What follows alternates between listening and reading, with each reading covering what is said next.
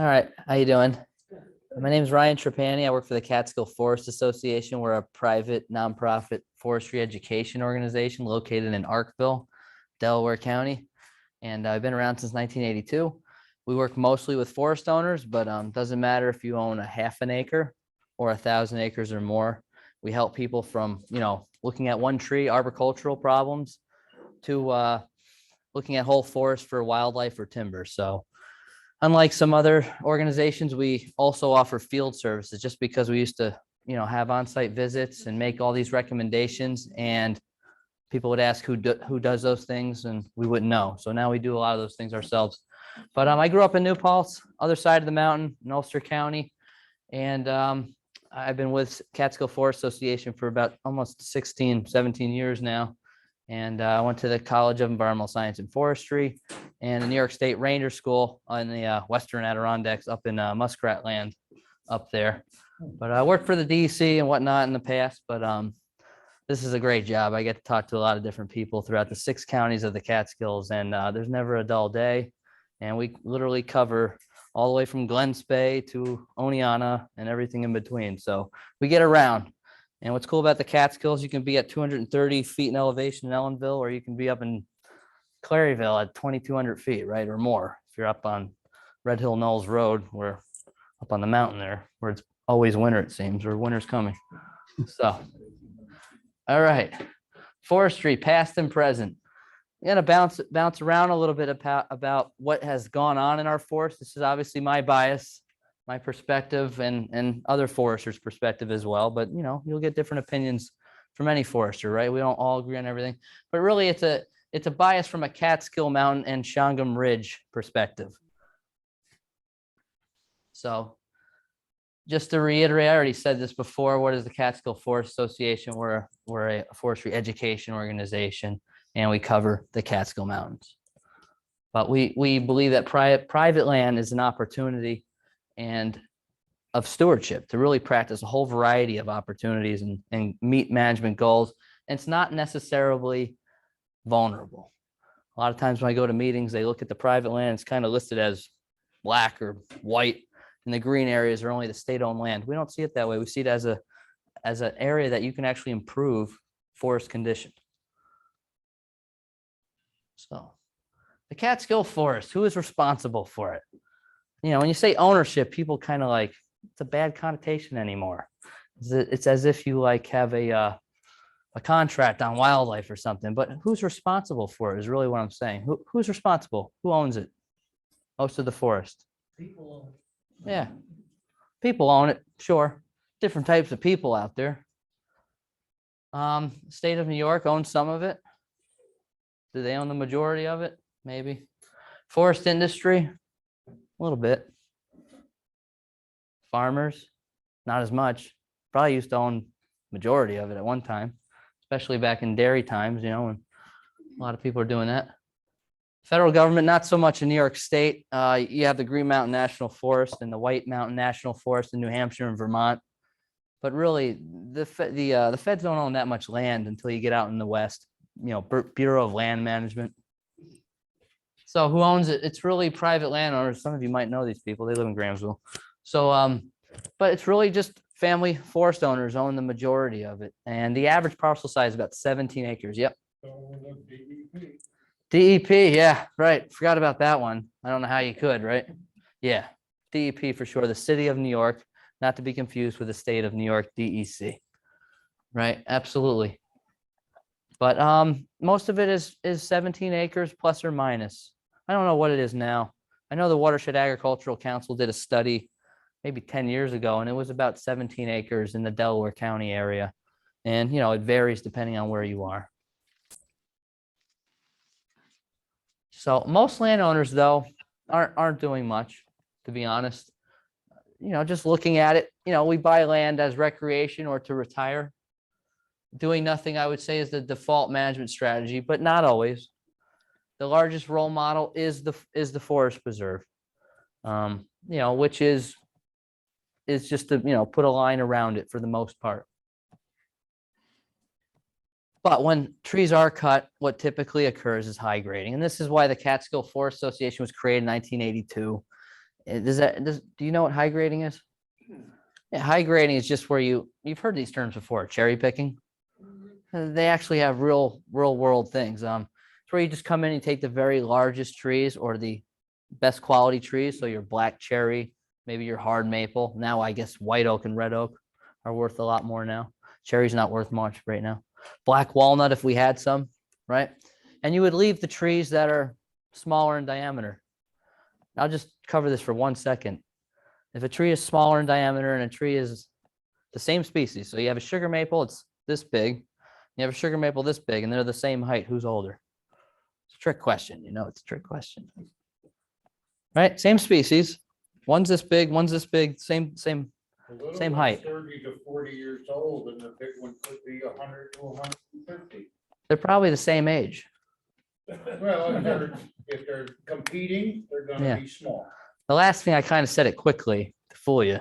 They're the same height. We don't realize this because most of us are around 5'8" or plus or minus, right? So same, you know, if one's this big, they're the same height, same species. They're the same age. Look at next time you're on reservoir land, DEP land, and you see Norway spruce that they planted on the same day. They don't all share the same diameters, but they're all the same height. Why? Because some get more light. They have a bigger crown. And since trees are autotrophs, they make their own food. Unlike us, we have to go get it. If they don't get sunlight, they just don't get fat and happy. That's just what happens. So if you took only the big trees to let the younger ones grow that are littler, you really just high graded it. So that's just a little background on high grading. Does that make sense? Yeah. That's one of the, if you don't remember anything else, that's a good one to know. That's the biggest misconception amongst trees and forests is that people think the bigger ones are older, and that's not always the case. You've seen on schools in Tri-Valley, I'm sure they planted Norway spruce. We're on the sunny side, and you know they're really big, and we're ones that are stunted or in between, planted too closely, are much smaller in diameter. Okay, so does your forest look like this? This is very common. This is in the town of Andes, but it could be anywhere really. What do you notice about that forest? Some might like that aesthetically, right? Nice cathedral. Yeah, not much growing here. Maybe it looks like this.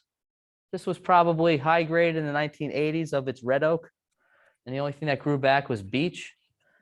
But since we're not there in reality, we can't see that nothing is growing 5 feet down. All right. If you're in Grahamsville, some of the worst deer browse pressure I've ever seen anywhere.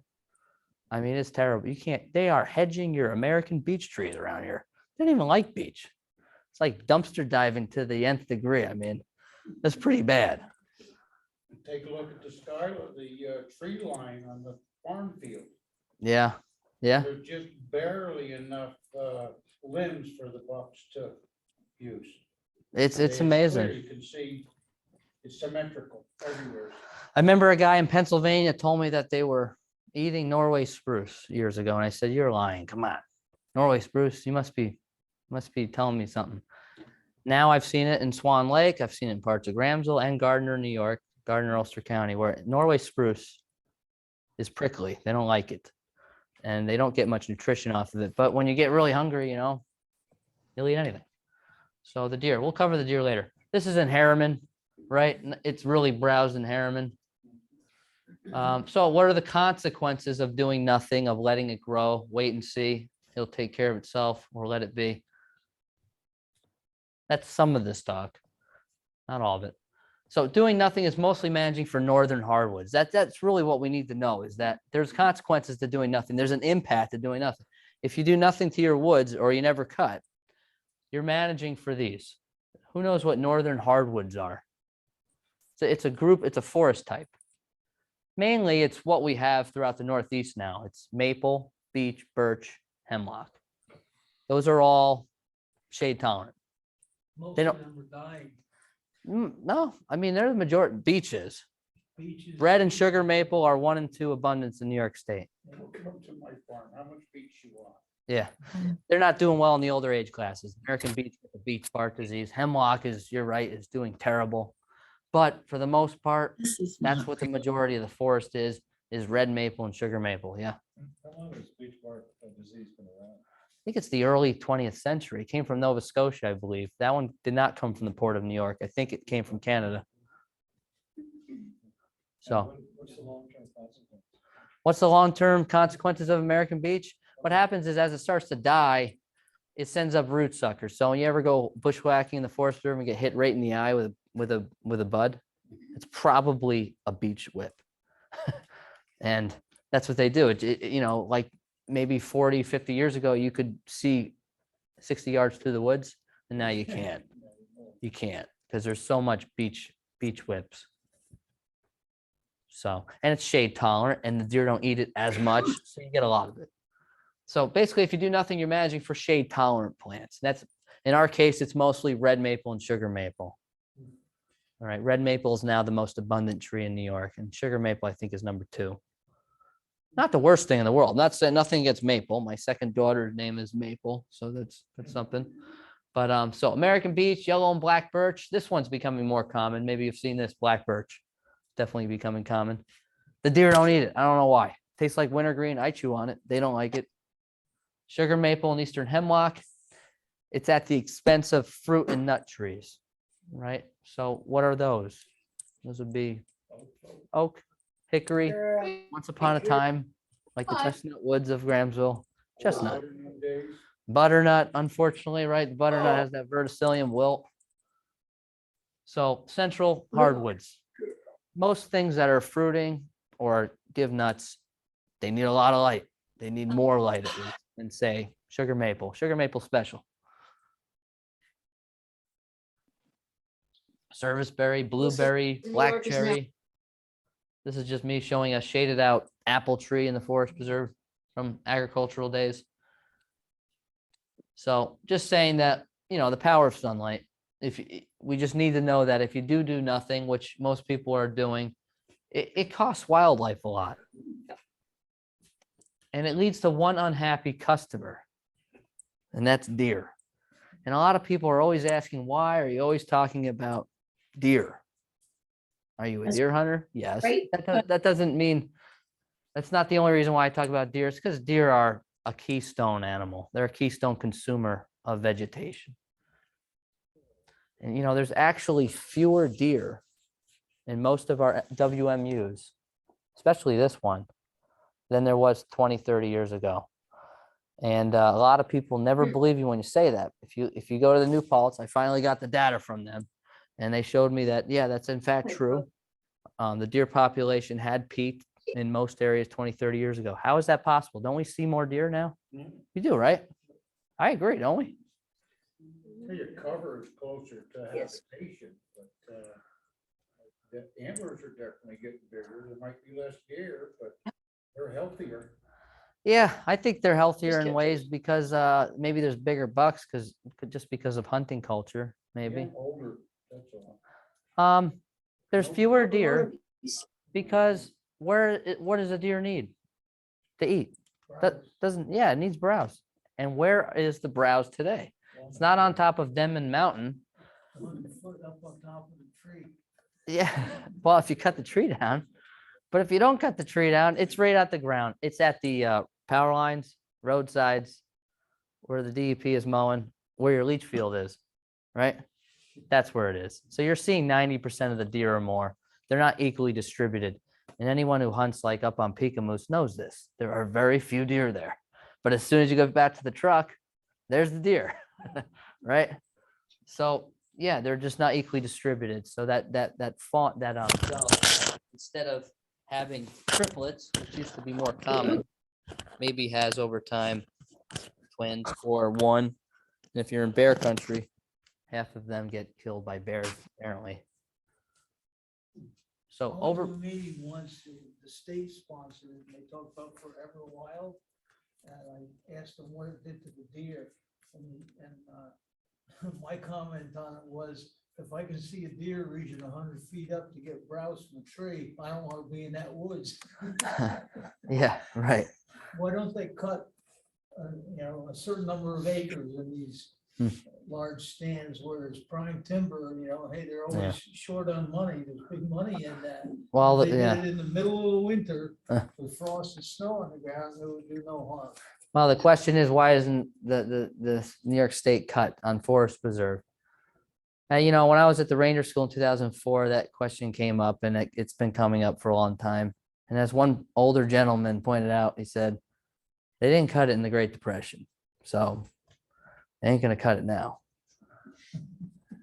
People were much more harder pressed and they didn't cut for then. You know what I'm saying? So it's constitutionally protected.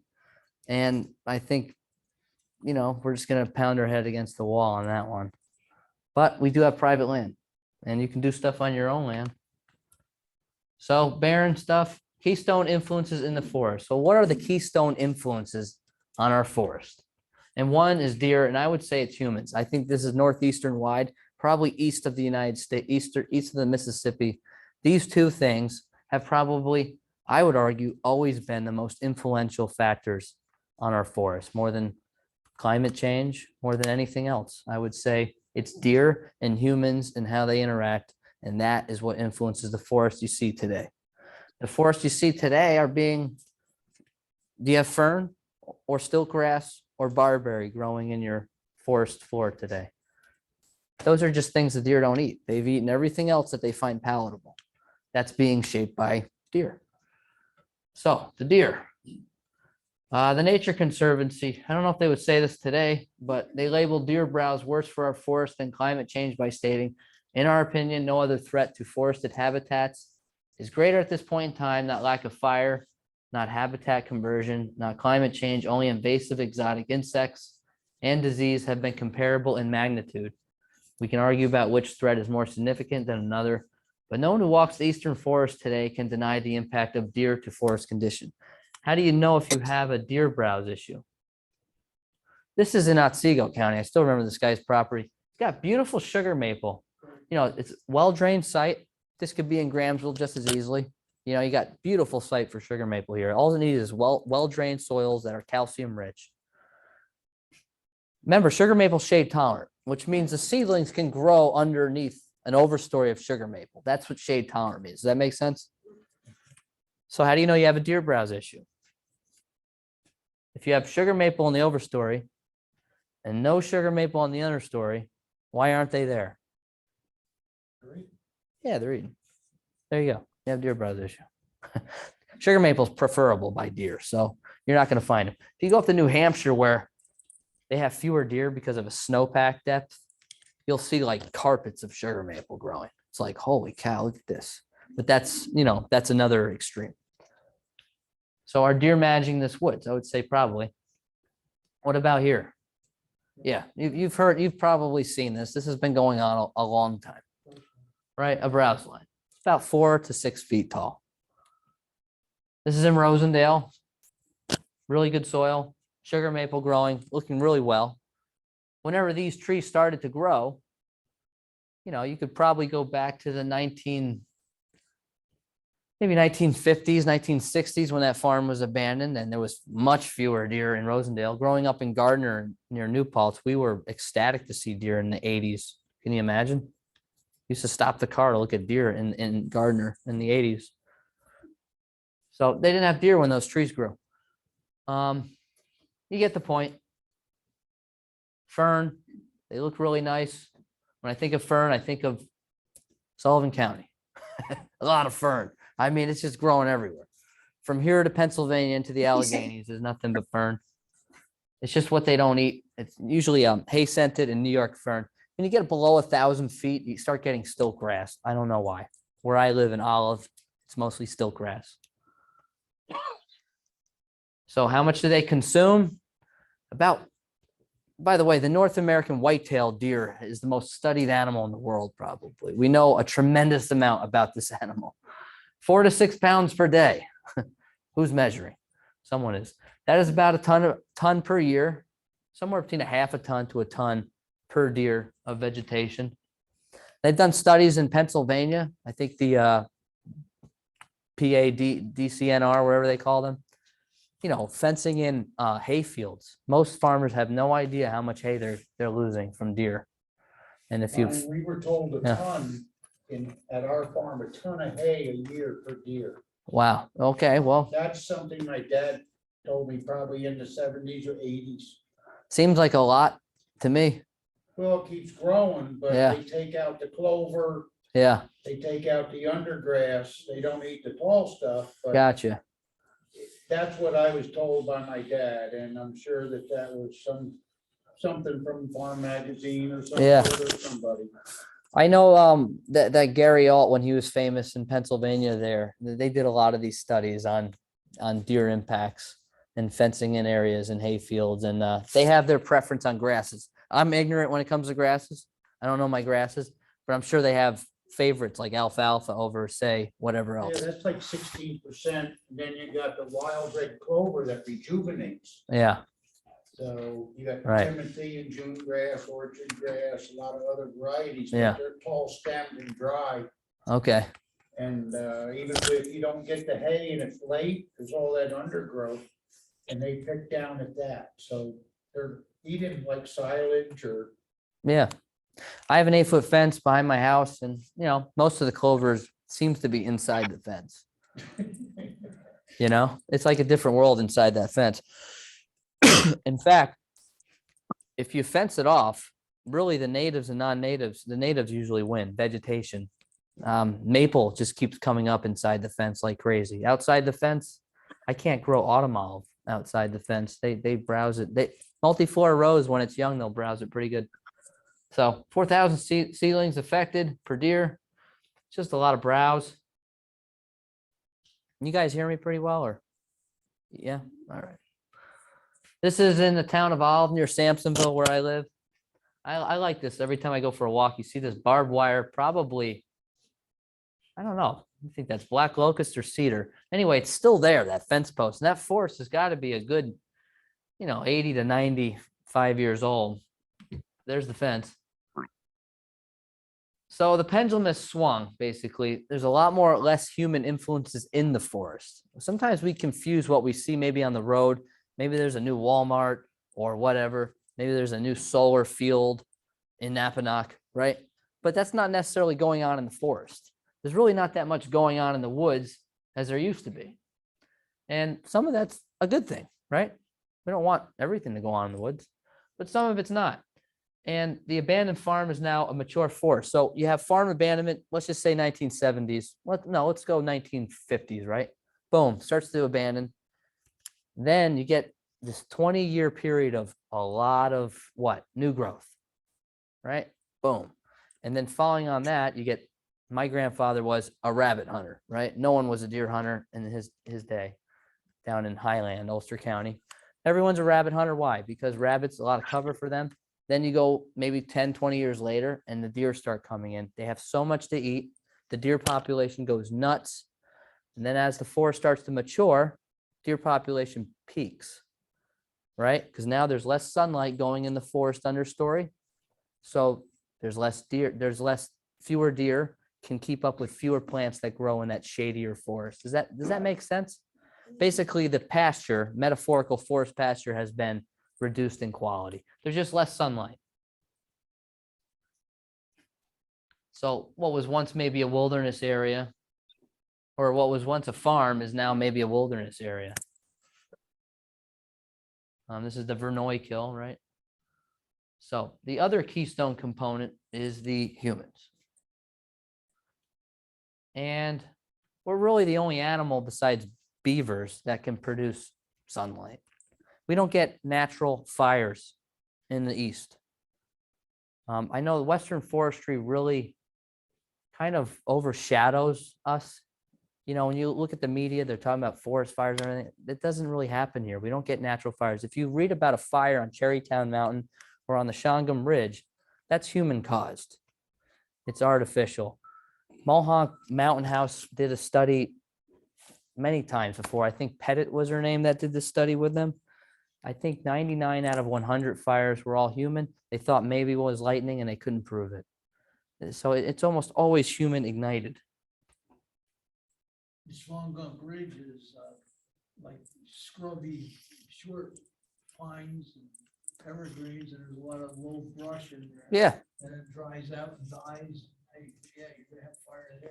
Yeah, we're going to talk about the Shangam Ridge. Shangam Ridge is really, it's a poster child for fire. It really is kind of a cool place. So the human-deer relationship, humans have, I believe, an ancient relationship with deer. that goes back for millennia. Deer, humans rely upon deer for food traditionally for thousands of years, food, leather, whatever, tools. But in return, deer, you ever notice deer are very curious about what humans are doing? I mean, you can go split wood and deer will be looking at your wood pile about an hour later. There's no food in the wood pile, but for some reason they just got to know what you're doing. And it's just weird because we're their main predator and probably always have been. But there's probably some kind of matter to that because what do we do usually? We create sunlight. Plants grow. Those humans are bringing some better habitat. So in return, the humans create awesome habitat for deer. So when deer prosper, other vegetation animals too. So I didn't really explain this very well, but if a deer is eating everything 5 feet down, who else is affected? Every other animal that needs vegetation 5 feet down. So it used to be that we could never get Audubon Society or maybe the Nature Conservancy to talk about cutting. And now that's pretty easy sell because a lot of these ground nesting songbirds have decreased in population quite a bit because they don't have the young plants for cover anymore. So what happens when there's an imbalance? There's not enough food or there's too little hunting. I think part of it has to do with hunting, but I really think habitat is more significant than hunting. I mean, there was more hunters in this area in the 80s, and there was more deer. So what is more significant? But that now there's fewer hunters and there's less deer. It's ironic, isn't it? What changed? The habitat changed. That was more significant. After all, what brought back the deer? You could say it was hunting regulations. I don't think that was the most significant thing. I think the most significant thing was this thing called farm abandonment. Is the most crazy thing, phenomenal thing that happened in the early 20th century and late 19th century was farm abandonment. So fruit and nut bearing trees, importance of knowing shade tolerance. So when you're out in your woods, knowing your trees, tree ID, and knowing their shade tolerances can be everything. That's like pretty much all forest management. If you know your trees and you know what they're tolerant to. So again, just to reiterate, these trees right here are not as tolerant of shade. These are going to be your serviceberry. Some people might call them shadblow, shadbush, juneberry, saskatoon, bilberry, I hear some people say. Blueberry, there's many varieties of blueberry. Black cherry, there's choke cherry. There's American chestnut. You still see them once in a while. They still sprout from the old roots, believe it or not, on Cherrytown Mountain in Kerhonkson. There's quite a bit. Hickory, got 3 different types of hickory: pignut hickory, bitternut hickory, and shagbark. Oak, red oak, black oak, white oak. I missed one. Swamp white oak. And northern hardwoods, beech, birch, maple, hemlock. It's too bad about hemlock, and beech is a lost cause at this point. But Speaking of hemlock, when he comes so we're back, he getting there should take down. towards the end here, but forest management in the past, is this something new? Is forestry something new? I think humans have been managing forests for thousands of years. So in order to go forward, talk about some recommendations on things you can do, let's just take a step back. This is the Shangam Ridge right here. This is the Walk Hill Valley. Yeah. I believe humans have been manipulating their landscape for thousands of years. There's some good books out there you can read, but as a forester, I believe that they were manipulating their habitat as well. When people settled Grahamsville, what was one of the trees they claimed to have seen? What was that again? When people settled, the first settlers came to Grahamsville, as far as I know, they did find American chestnut. Oh, yeah, Mom's house is built out of that from Bradley. Right now, as a forester, that tells me if they're harvesting merchantable size chestnut, it tells me that humans were around for sure, because American chestnut needs disturbance, and that comes from humans. It's a pyrogenic species. All right. Some might call that a xeric species. What it means is it's fire dependent. It's just like red oak. When American chestnut died, red oak kind of filled its place for the most part. So places where we see the most fire in our landscape, you're going to find the most chestnut or oak or hickory. And it doesn't matter if you're let's say you're in Fire Island and Long Island, or if you're in Lake Champlain, parts of which, if you're near Albany or you're near the Shawangum Ridge, they all share very similar vegetation, and that's due to fire. Can So- I interject a point here about the forest tax law of 480A, which is part of the New York State Forestry Tax Abatement Program? We're from Wolf Lake, and we have about 1,000 acre preserve, 2,000 acre preserve there. We do plant rye fields, and because we're part of the forest tax law, the 480A, and it's over 50 acres, it's managed by a forest certified forest manager.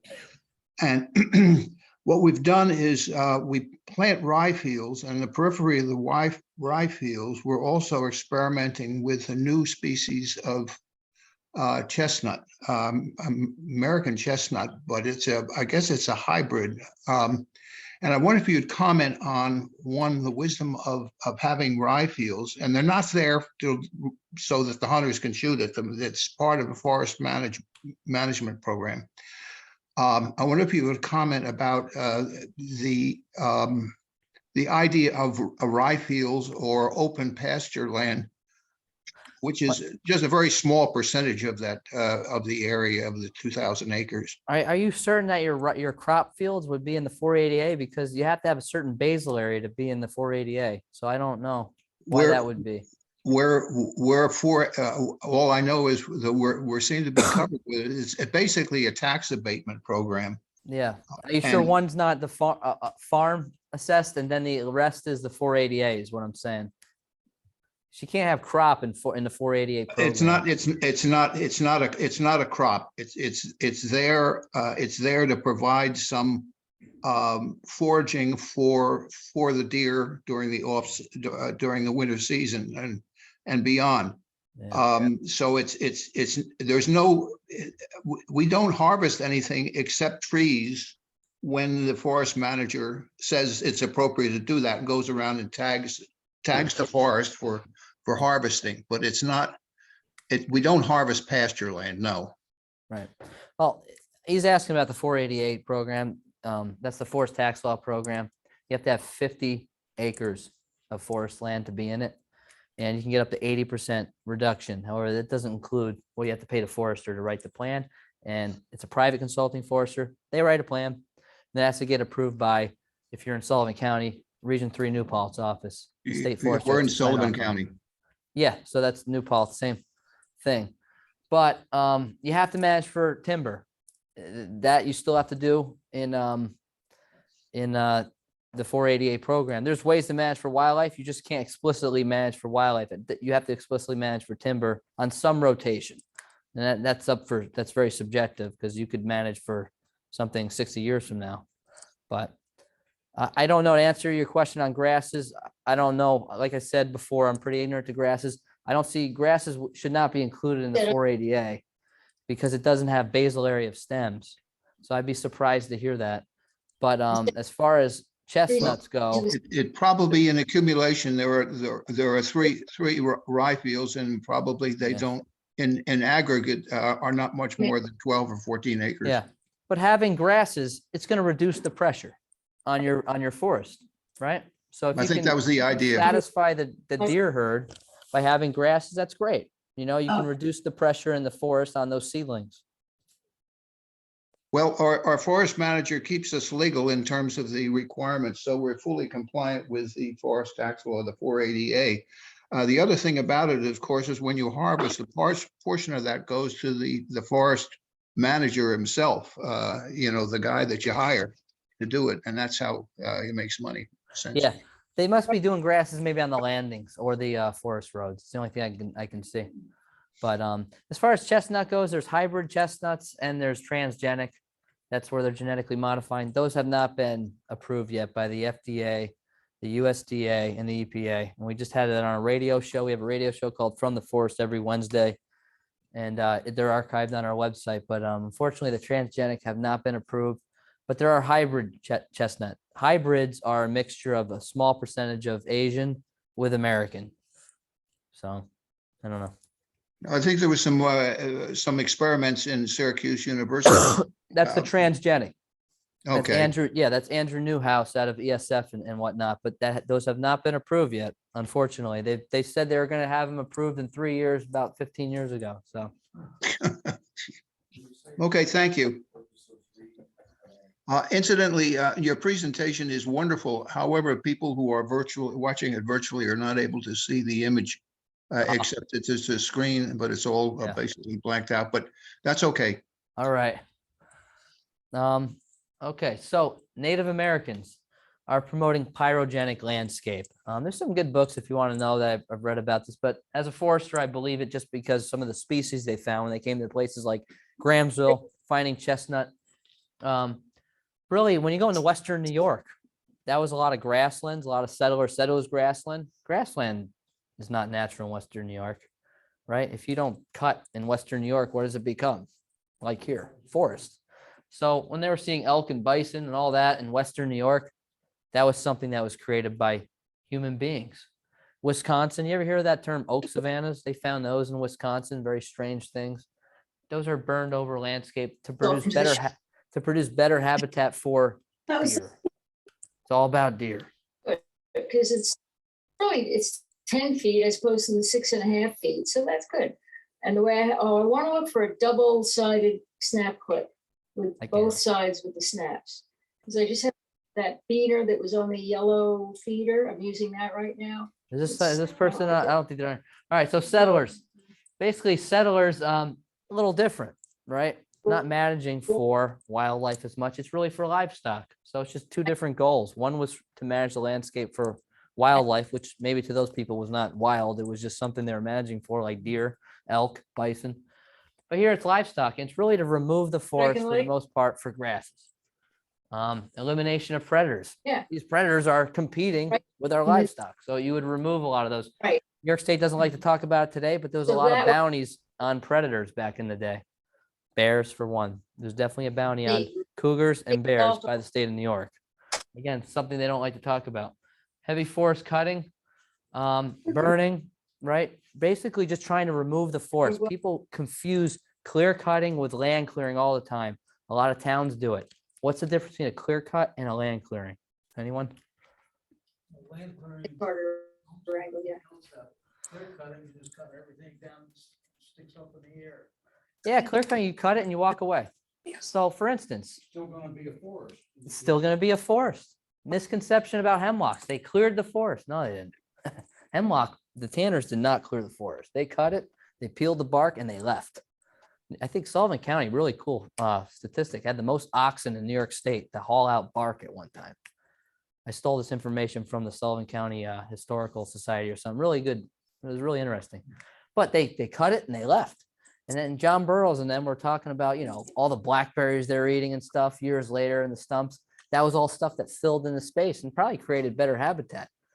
Clearing is farming, right? And so the average maximum pasture in the Catskills, according to Dr. Michael Kush, is around 2,300 feet, 23, 27. That's clearing. You don't want stuff to grow back up, right? So that's the difference.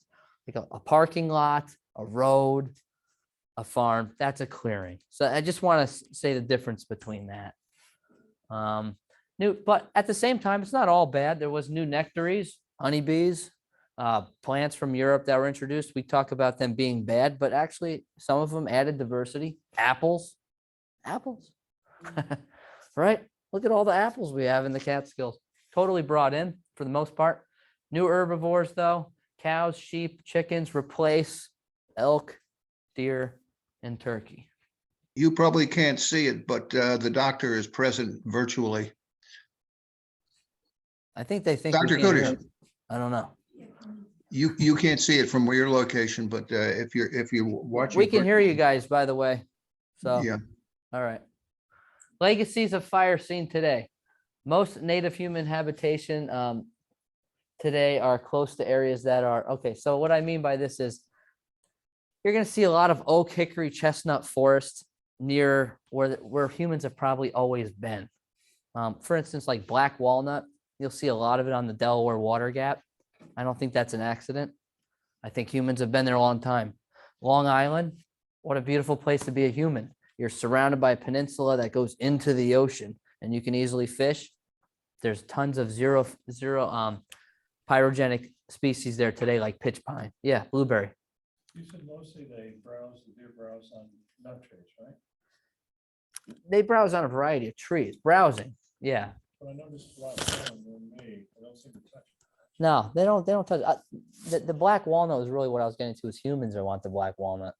You'll find these species near where humans have habituated. Not necessarily, well, probably deer too, but they don't eat them. No, they don't eat them. They can't crack that nut. So the Shangam Ridge is probably one of the best places to see this. It's probably the most manipulated wilderness area in New York State. And think about it. When you look at a map of the Shangam Ridge, it's surrounded by the Rondout, the Walk Hill, and then the Hudson kind of joins up to it near Kingston, right? Near Rondout. And on each side, there's very good valleys, and fire usually burns uphill because oxygen feeds it from below. So humans have been burning that landscape for thousands of years. And there was a lake sediment study done there in Minnewaska or Mohawk, and they could see charcoal going back thousands of years from people burning it. And to this day, I would say the reason why the vegetation is so damn diverse there is from this burning. You have everything growing there: sassafras, pitch pine, tons of blackberries, raspberries, chestnut, just everything growing there. It's a pretty cool place. There it is. Yeah, remember that fire a few years back where smoke filled Kerhonkson or whatnot? And you know, the pitch pine looked like they were dead, and then they sprout out that little tuft of needles on the side of their bark. Really cool thing it does. No other conifer does that. Plus they have serotinous cones, right, that only open up when it's really hot. But look at that. Look at that charred landscape. You're like, nothing will survive. But this right here, if you did it over and over again for hundreds of years, it would eventually kill off maple, beech, and birch. I'll never forget it. This guy from the Forest Service comes up and he goes, this is why you can't just burn once and expect this, by the way. But maple, beech, and birch have root systems that grow very close to the ground. How many of you have lost your sugar maple after you put it in your driveway? Compaction. About 10 years later, the thing dies. You're wondering, why the hell did my sugar maple die? Because they cannot take compacted roots. Now, oak tree, hickory, and chestnut, they have deeper roots, stronger root system. So a ground fire comes along, kills the maple, beech, and birch. But oak, hickory, and chestnut, they're sprouty. You've seen them sprout.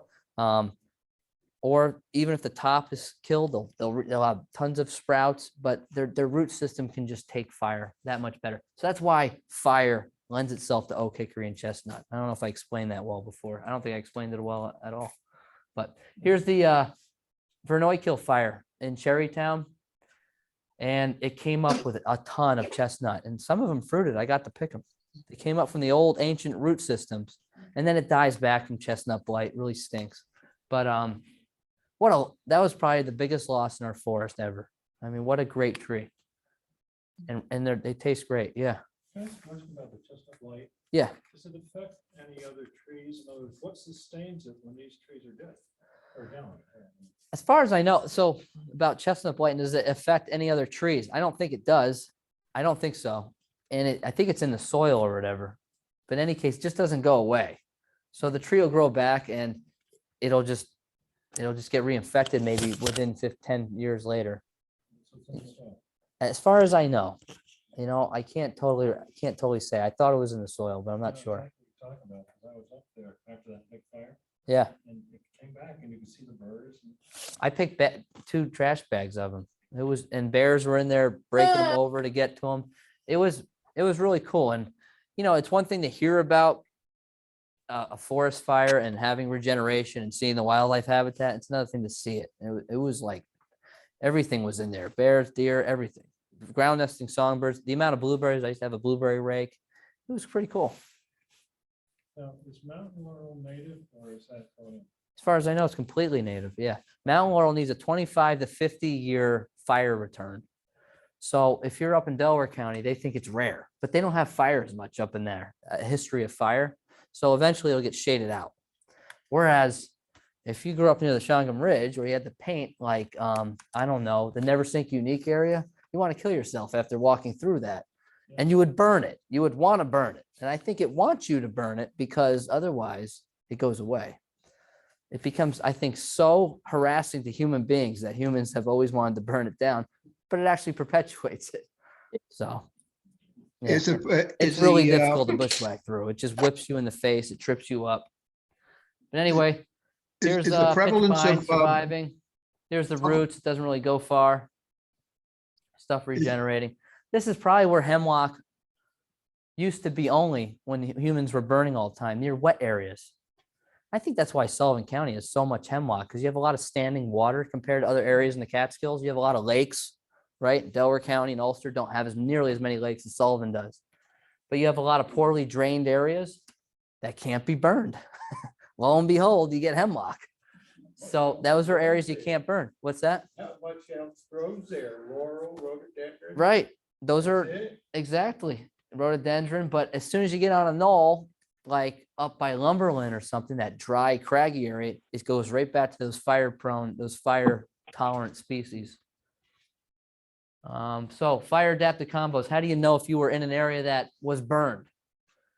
This doesn't mean like just because you have blueberry is burned or just because you have oak it was burned. That's not what I'm saying. I'm saying if you have a combo of these or more of them, you probably had a fire.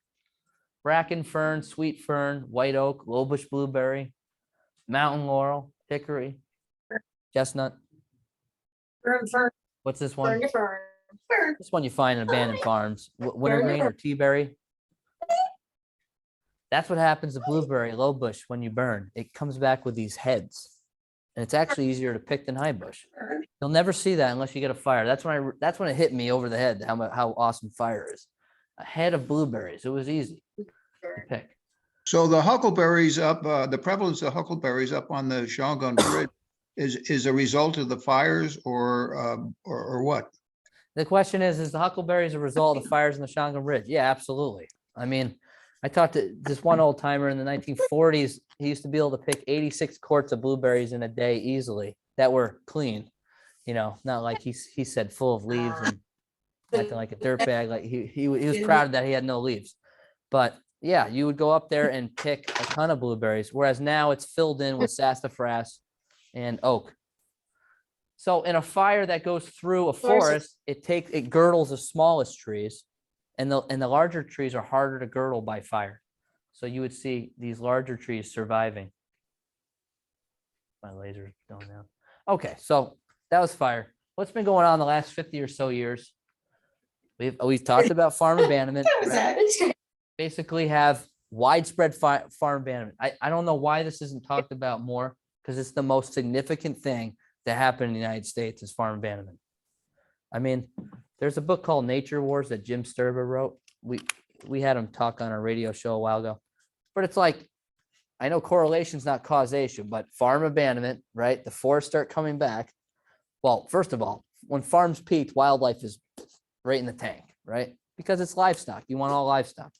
Then farm abandonment, forests go up, and then tracking that is wildlife. I don't think that's an accident. I don't think that's an accident at all. But anyway, we have early successional growth. We have a even age forest. And then over the last 50 or so years, we have a forest that starts to get older, right? Forests are maturing. A lot of our forests are over 50 years old now. Some of them are nearing 100. Some are older. Fire suppression. That's huge. That's basically what's been going on the last 60 or 70 years.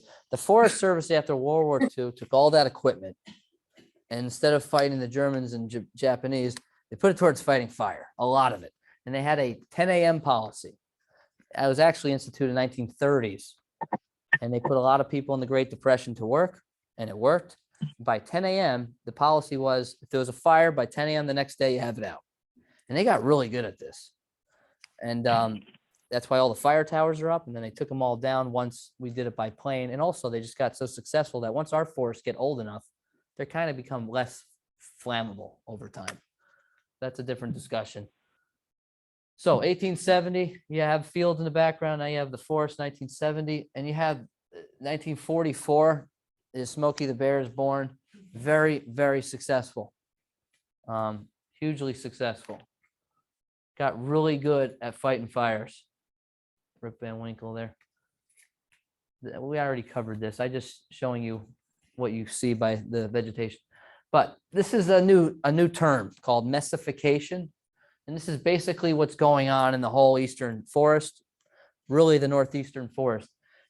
So remember I talked about oak, hickory, chestnut, right? And then beech, birch, maple. Beech, birch, maple are called mesophytes, right? New term. It just means trees and plants that don't like fire and disturbance. And basically the whole forest is going towards these disturbance intolerant plants. Very dense forests, very dense. Our forests are very dense compared to what they used to be. Fire suppression, heavily 1940s, fire adapted species start dropping out, right? And replacing oak, hickory, chestnut. So we basically have a huge, mainly maple and beech forest going out there. There's a lot of reduced mass for wildlife. Some of this was human caused, like chestnut blight. That was a big loss. The browse pressure has gone way up in our forest because there's just so much less massed fruits, nuts, berries to eat. There's fewer young plants to eat. But this fire suppression, this may be, besides farm abandonment, maybe the most phenomenal thing to happen. Maybe the first time in thousands of years that humans didn't burn their woods, I would argue. So this is kind of uncharted territory. We don't really know. I also wonder, now this is totally conjecturing now, if a lot of our forests are susceptible to diseases because they're not being disinfected once in a while with fire. That's completely an opinion. I have no idea. So what can be done today? What can you do? Well, if you go burn your forest today, Not between March and November. yeah. No, that's just burning like Carbon footprint would be phenomenal. yeah, your carbon It'd footprint. take us all down. So I called Albany one time, the Forest Ranger Division, said, okay, so hypothetically speaking, what if one of our members wants to burn? What do they got to do? He goes, I don't know. You got to call the Division of Lands and Forests. I'm like, I know already the answer to this. It has to go through the Forest Ranger Division. He goes, no, you have to call the Lands and Forests. Call Lands and Forests. He goes, no. You have to go to you have to go to the Forest Ranger Division to get approval and put in a burn plan. I called back the Ranger Division. I said, listen, they said you guys handle it. He goes, no, you're right. You do have to get a burn plan. I was like, you don't do this much, do you? They go, not at all. Never, really, never. So it's not happening in New York State. If you go to other states like Kentucky, a state forester will come to your property, apparently, one of my friends told me, and write you a burn plan. It's just culturally more acceptable there than it is here. So don't do it right now, not unless you want to go away. So undesirable trees and brush. So what can you do? You can use fire inside of a combustion engine, like a Husqvarna or steel chainsaw. There's things that you can do. Remember, the average parcel size is 16 acres. And this can be done. You don't have to do your whole forest. You pick your battles. Even if you have an acre or two, chances are, if you have an oak tree in your forest, it's getting shaded out by maple, right? So if you like wildlife, you go up to it. And if you do firewood, you say, well, any tree growing at the same height of that oak, 360 degrees, comes down. There's your firewood. And now you have a tree that's open to the sunlight. It's going to be preserved. Otherwise, oak, you'll notice, they get this ladder death that climbs up into their crown until eventually they're a dead standing tree because they cannot take the shade from maple. So maple trumps oak. Of the oaks, they're not all equal either. White oak, no, chestnut oak is the least tolerant of shade. That'll be the first oak to die out in your forest. Then white oak, and then finally red oak. Does that make sense? So chances are a lot of you have red oak, maybe. But white oak, less so, and chestnut oak, rarely. You've got to answer the question that I've had. I used to work in the woods for like 6 years. And I used to pick up bushels of acorns and I planted them on my 7-acre plot. I have one oak tree. Yeah. So And, This, and I have all maple and birch. yeah, You cross the county line with Ulster County, there's no maple, birch and that stuff, it's all oak. yeah. So there's a certain line there, it changed, I don't know if it's the soil, the exposure to the sun or what. Where do you live? Where do you live? I live in Neverson. And we've got the same line on the other thing. I look down and it's oak from the highway down to the water. Yeah. They grow good together. There's no oak up high, Right. because there's hardly even any pine or hemlock unless it's west, because that got used for lumber. But then you look at down by the reservoir and the oak is all over and pine just on the other side. And Yeah. unless it's spreading or growing in a group, there's no oak. In my opinion, the reason why there's oak more towards the reservoir is because that was where humans more were. And there was more of a legacy of disturbance. It's not that red oak can't grow in elevation, because it grows, they can grow up 3,000 feet. I've seen the Catskills growing just fine. But so as you get higher up, like Fremont Center up on top of the hill, they're pretty high up. There's like no oak. The area that has the least oak in the Catskills is Frost Valley. Because, humans have been there the least amount. That was the last settled area in the Catskills. When you're logging where there's oak, there's rattlesnakes and copperheads. Yeah. Where there's no oak, there's no snakes. Right, because Why is- right, rattlesnakes and oak and hickory, they all have, what do rattlesnakes eat? A lot of mice and stuff. What do those animals need? They need cover too, and oak, but they need cover. They need, low bush blueberry, all that cover. So if rattlesnakes, you're gonna find them they're common on the Shangam Ridge. I've almost stepped on half a dozen of them, unfortunately, which is kind of scary at times. But they're all over on the Shangam Ridge because it has a legacy of burning, has the right habitat for it. So you find a lot of them. Whereas in the northern hardwood forest, it's way too damp for rattlesnakes. You're not going to find them. You're very less likely to find them. You know what I mean? They need the bask in the sunlight where there's balds of blueberry openings, rocks. You know what I mean? So a damp forest, like a hemlock forest, would be their nemesis. They'd be just, they would not like that. I cut the back 2 or 3 acres of my lot, just about every tree on it. Yeah. And, do you think oak will grow there if I bring acorns? in If you now? will oak grow. So if you want to grow oak, you got to have a tree tube or something to protect from the deer. You have to. You got to protect it. The deer will eat it. It's not considered established until it's above 5 feet. It's a no-go. Some of those seedlings you see in the forest that are oak, they can be 15 years old. They get browsed back every year. And oak, even if the deer didn't eat it, oak eventually need an overstory removal. They're different. They're just like white pine. They're shade tolerant when they're young. But if they don't get an overstory removal through a microburst, fire, or cutting, they die. So in forestry, we would call this a seed tree or a shelter wood cut to promote white pine or oak. Naturally, white pine, we do get regeneration once in a while, like when Hurricane Sandy went through what is that, Forestburg. That perpetuated white pine. It was like a clear cut. Unfortunately, people's homes were all under it. It's something to see. But geez. Now, the land that I cut trees off of, I noticed there's, over the summer, there's pine seedlings about 6 inches to a foot high, like hundreds of them. And Yeah. there's not a pine tree around. Where's it come from? They're wind blown. Yeah. They blow in through the wind and white pine. Yeah. Does the pine tree make more oxygen than the trees lose their leaves? Does the pine tree make more oxygen than trees lose its leaves? I have no idea. I don't know. I don't know. My friend was at a seminar and it was all about China and their poor air quality. So they planted, I guess, millions of pines. They planted so many pines in China, it was green on the satellite viewing.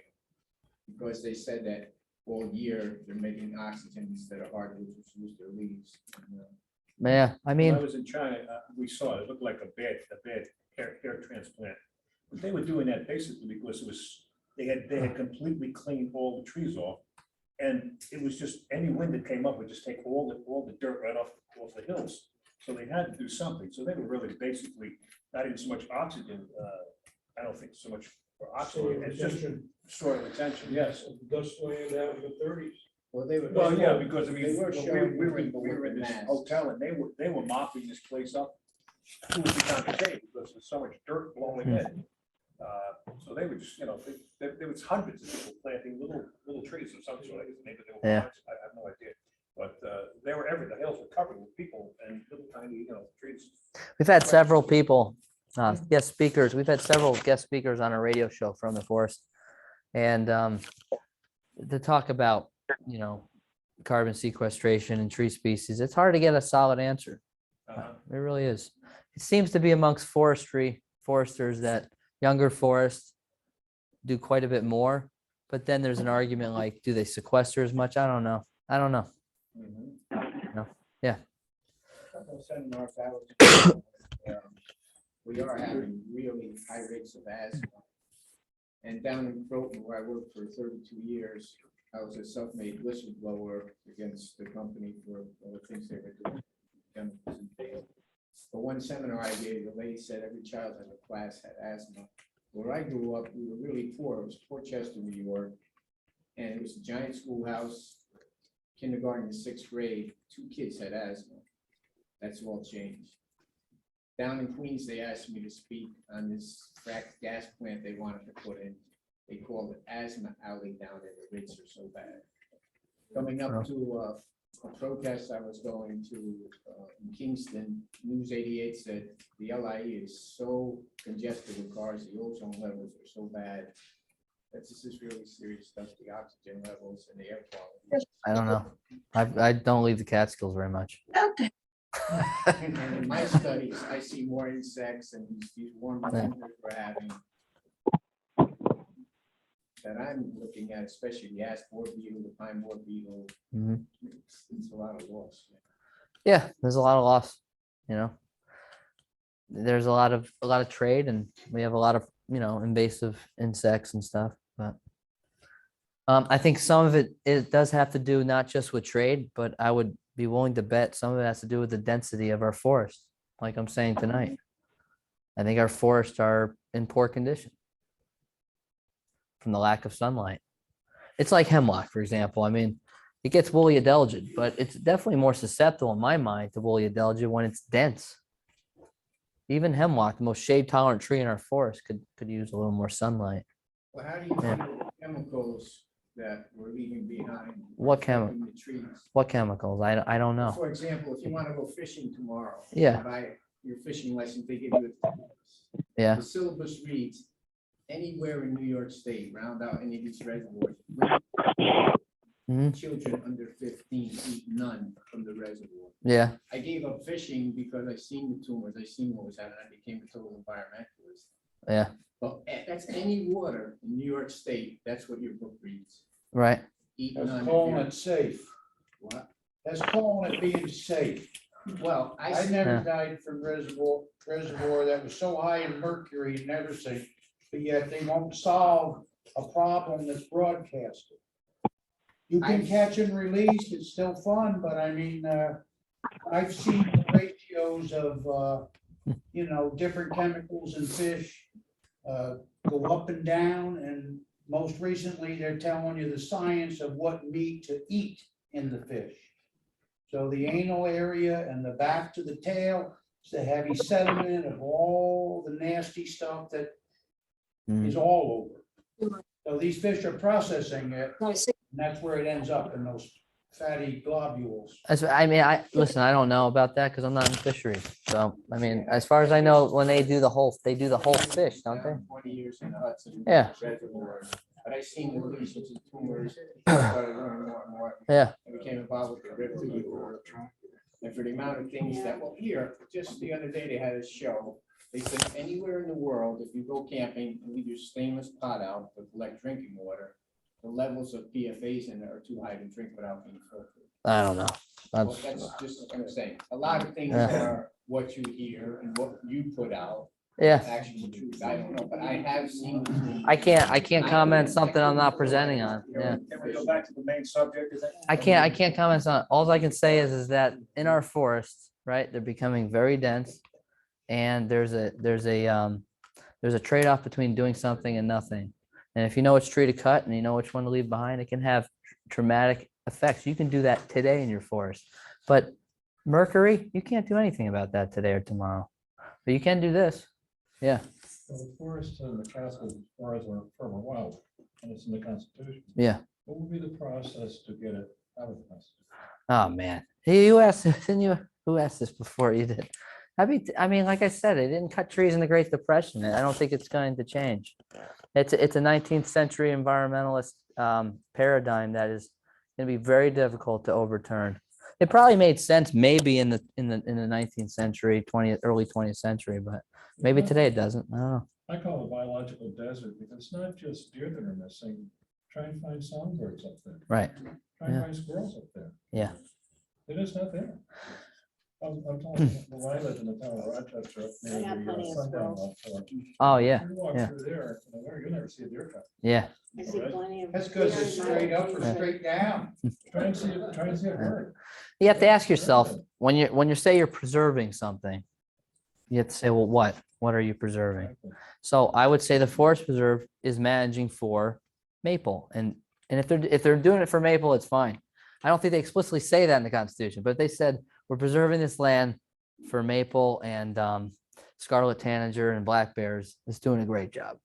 If it's for gray squirrel, a variety of songbirds, some deer, healthy, maybe not. Or forest regeneration, probably not. So it depends what you're preserving for. That's what they used to say in school, and I still agree with that. What are you preserving? Just be cognizant of what you're preserving and what you're not. So habitat management can benefit one or more species. So basically, most of my talk is about sunlight and where to put it. When you get more sunlight, this is kind of really optimistic. Just because you cut trees, don't think you're going to get regeneration. In fact, I'm just going to say this right now. If you made a patch cut in Grahamsville, quarter acre, it would fail in regeneration. Why? Deer are just going to be like, hey, deer, come over here. They're going to keep up with anything you do.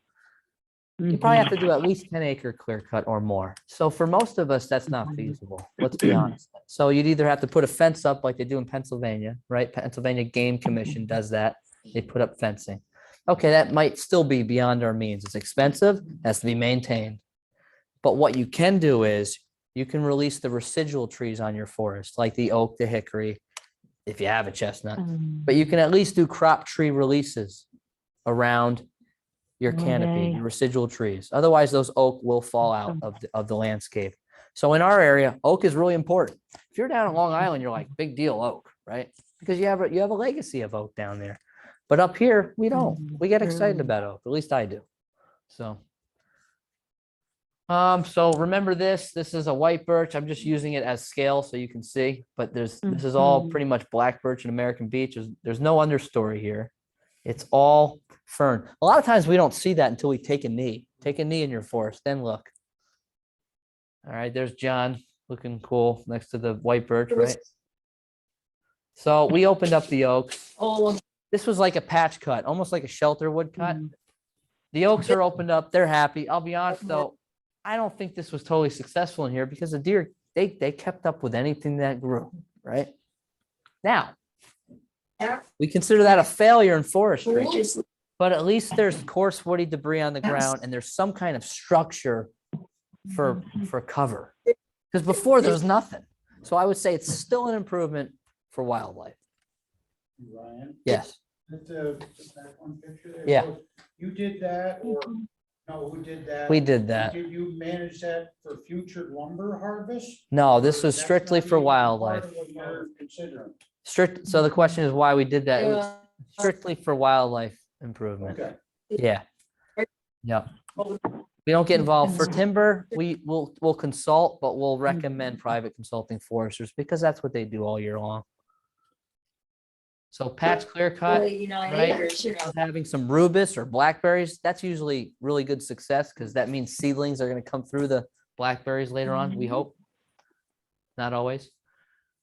Excellent technique when you're managing for grouse, early successional songbird species, right? Oak, cherry, apple, serviceberry, stuff like that.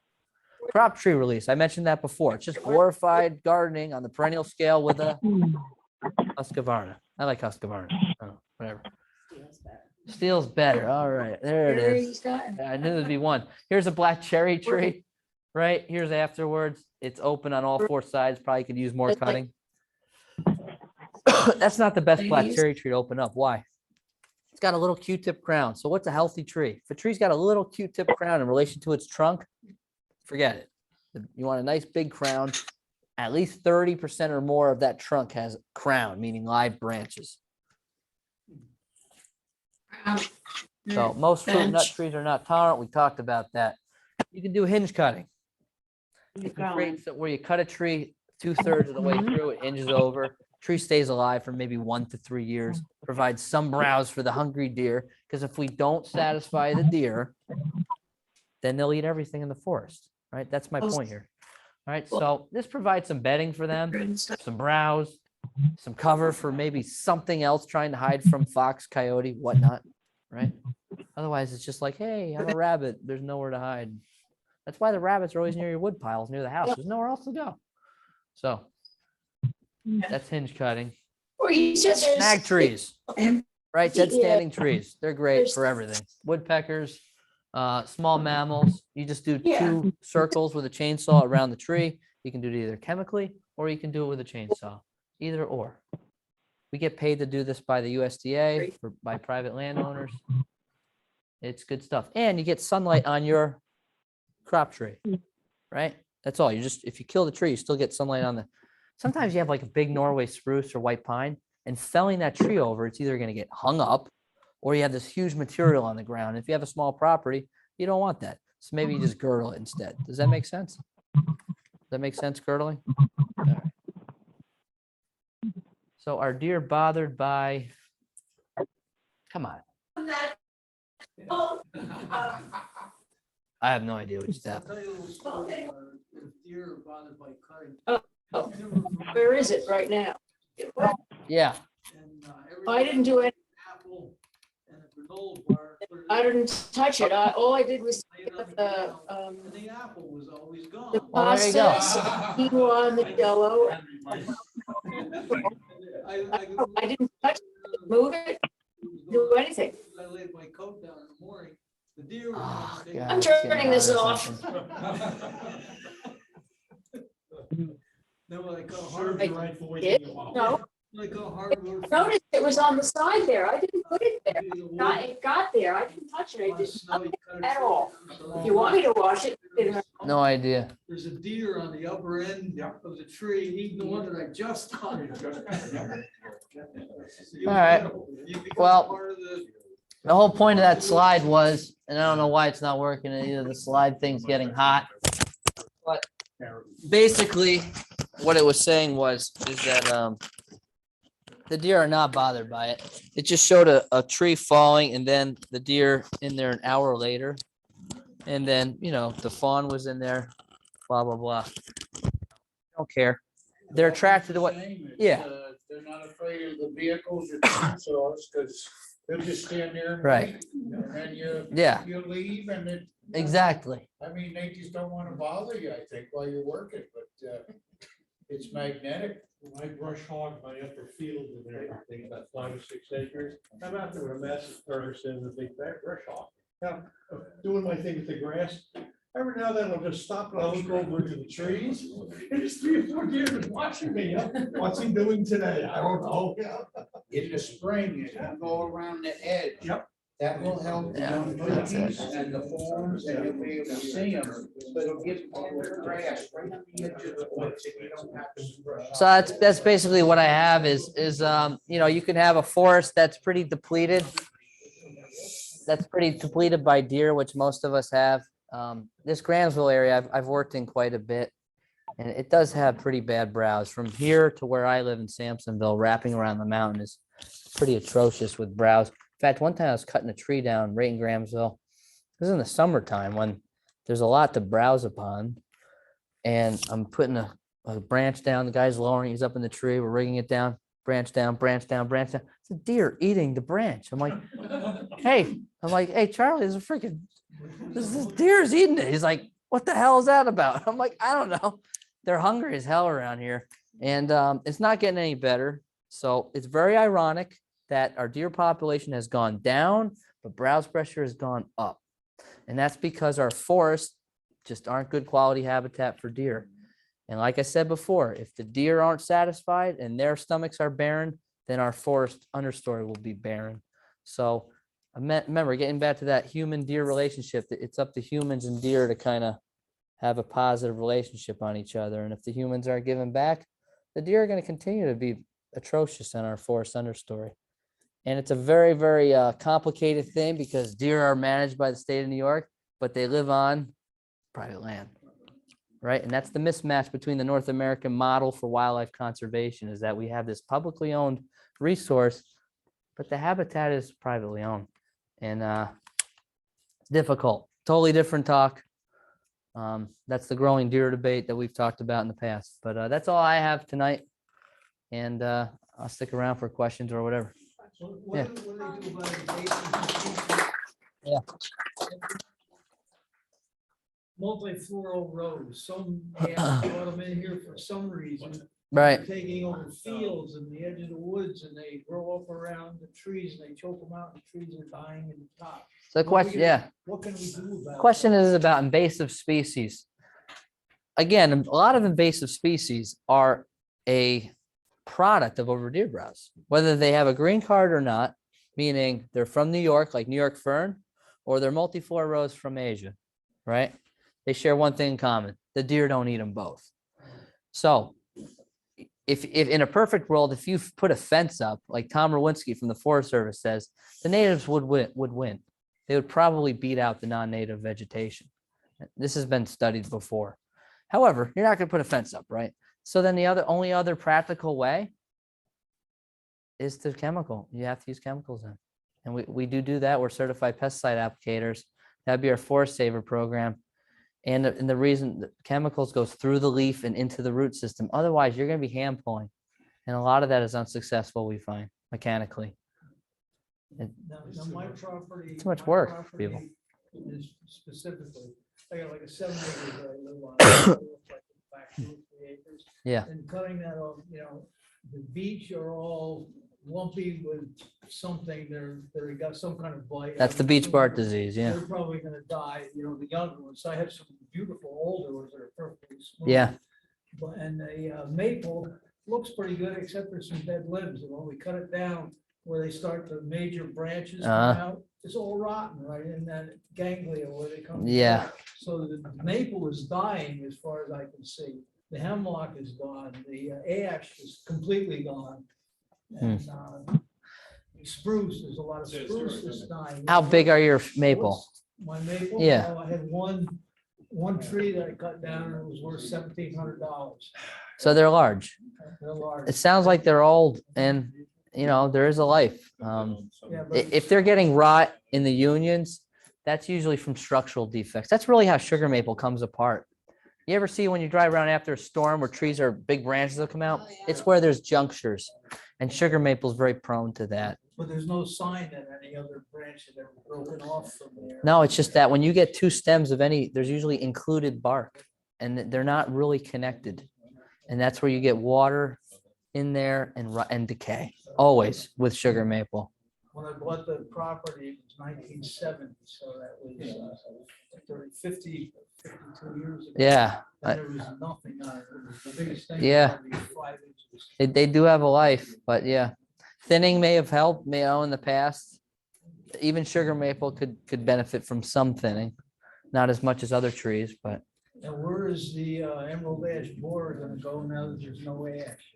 it doesn't, that's a weird insect. The emerald ash borer he asked about, it only eats ash. So it's not gonna, it'll just plummet probably in numbers. We're actually small. Feed the vegetables. Yeah, it doesn't go after other trees that we know of right now. It was already in the Midwest, so they went through this in the early 2000s. So they didn't after they ate all the ash, they didn't move on to another. We'll never lose ash here because it's, what it is? It's a medium preference tree by deer, and it's shade tolerant when it's young. We'll never it'll never be extirpated. What would be the tree that in succession, like you talked about others? Sugar maple. Sugar maple is gonna fill it. We've eliminated, the birds, the beach, everything in Yeah. our sapwoods, and the ash was what, you know, we were holding on to for firewood, and the Yeah, last little sections that were dominant, so now they're worthless. They either gotta be cut for firewood yeah. or just cut down so that other maples could grow and stuff. You know, I see a lot of black birch coming in. A lot of black birch in places. It's wind disseminated, it's shade tolerant, and the deer don't eat it. So I see a lot of black birch coming in, especially in the forest preserve. I don't know, a lot of black birch coming in those hemlock stands that are dying. But something will fill the space. There'll never be a void. You know, there'll never be a void. My son looked in records, you know, in the town of Neversink about the average temperature per year. And since the farms have gone away and all grown up to trees, the average temperature in the town of Neversink has dropped like 3 degrees since 1960. Huh. Every place else is going on. No kidding. So it's just the trees that cover. Tree cover, yeah. Maybe with a libido, what do they call it? Albedo or something from how it reflects fields versus forests. Yeah, I don't know. Beats me. I'm not a climatologist, so. Anything else? Like I said, there is newsletters and our field programs right here. We do have a radio show every Wednesday. They're archived. There's hundreds of them on our website. We talk to all different experts and stuff from across the country, really. There's one guy we talked to about fire out from Arizona, and that he wrote a book called World Fire or whatever, and he's the guy. So, but we talked to all different people on there. Talk to this guy on there. You talk about fires in Arizona. They had forest fires. You go out there, there's nothing left in these fields. Yeah. And yet you'll go a couple miles down the road, there'll be a sign that there's a controlled burn. Now, why are they doing that? I mean, listen, I don't know Western forestry that much, but when I was in school, they predicted over 20 years ago that the West was going to burn because they were having a fuel buildup problem. So if you don't control burn and have fewer fires, low intensity, then you'll have big fire, big fire, big fire. I mean, I thought we learned this stuff in Yellowstone, right? In the early, what was it, 1980? That was like, I thought, the awakening in fire management, because they did fire suppression for 40, 50 years. And then they had a big fire. And it was like, holy crap, we suppressed fires too long. I guess nothing was learned. So I don't know. You have to get rid of the understory. Otherwise you'll build. Yeah. I don't know. It just didn't seem to resonate. I thought that was learned. I remember looking at those things when I was a little kid, like the Yellowstone thing. But I don't know. That's the whole idea of control burns, you get rid of the duff and everything. Yeah. around. Maybe having houses in these areas changed things, and where it's harder to do controlled burns with houses now there, that may be a challenge. And also culture has just not been friendly to fire. You know, it is in certain areas, but not here. In the southern, like we had a guy from Louisiana on our radio show, and they burn down there, he says, and they're very friendly towards it. But in most areas, especially the coasts, you know. And wood ash left over is a fertilizer. Yeah, I think so. Goes in, takes the acidity out of the soil. It's alkaline, yeah, alkaline, right? So. All right, thank you so much. And it was Ryan, a yeah. wonderful day, right? People learned a lot. So.